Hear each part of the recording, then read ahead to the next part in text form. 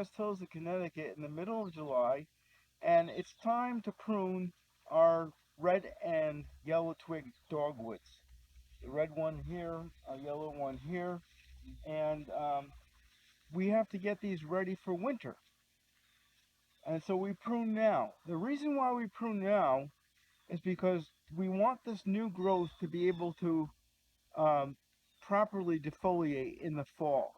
What's going to happen when the weather gets colder after frost, the or even before frost, the nutrients in these twigs, the carbohydrates and sugars, move down into the roots for storage over the winter.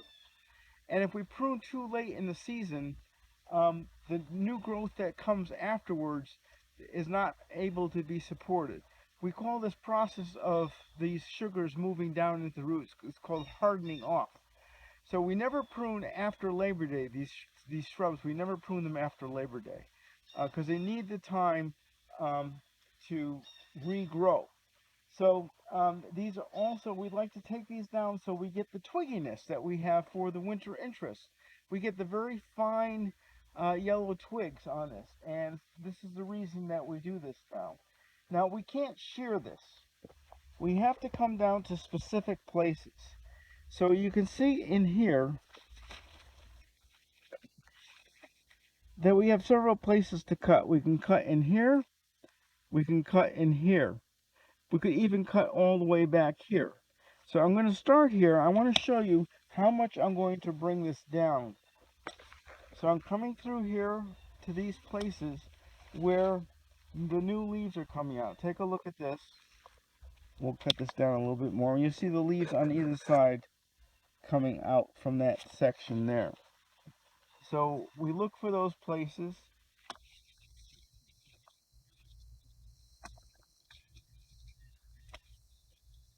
And we're going to take it down by this much through here. And then we're not going to prune again. Once in a while I get one strong shoot that seems to want to come up really, really tall. I'll pinch that back a little bit. But other than that, this is the only pruning for the summer that we're going to do on these. And we'll do both the yellow twig dogwoods and we'll do the red twig dogwoods, which has this very lovely foliage. And there's really no difference between the two. We do the same thing. We're going to take it down, about this level in here.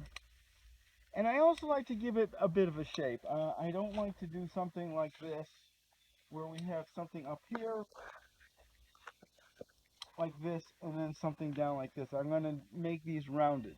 So I'm going to do this particular one here and show you what that looks like when we're done. So here we are. It doesn't have to be perfectly even. We just want to take this down by about a third. You can see the difference between here and here. Also notice we don't have our yellow yet. That doesn't happen until the fall. We not only want to prune the top of this, but we also want to shorten these sides in through here as well. You can see on these red twig dogwoods that we have not pruned them as hard because I don't have the growth.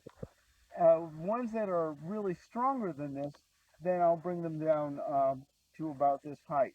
We have some over there in the back, you can see are quite tall, and those will cut harder. And I wanted to also show you here that our cuts from early spring or late winter, as you will, inside here.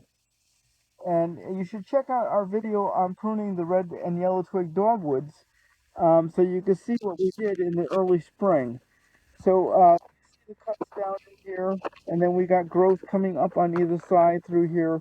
We had taken it down to this level and through here, and you can see all the growth that we got. So this is a good technique for getting that fine twigs on the red and the yellow. And so the early hard pruning in the very late winter or early spring, and then a lighter pruning in midsummer. And then we don't want to prune after Labor Day because any new growth after that will just die back and hurt the plant. So thank you for watching, and we'll see you next time on Bob's Garden. Please subscribe, share, and comment on my videos. And remember, be curious, not judgmental.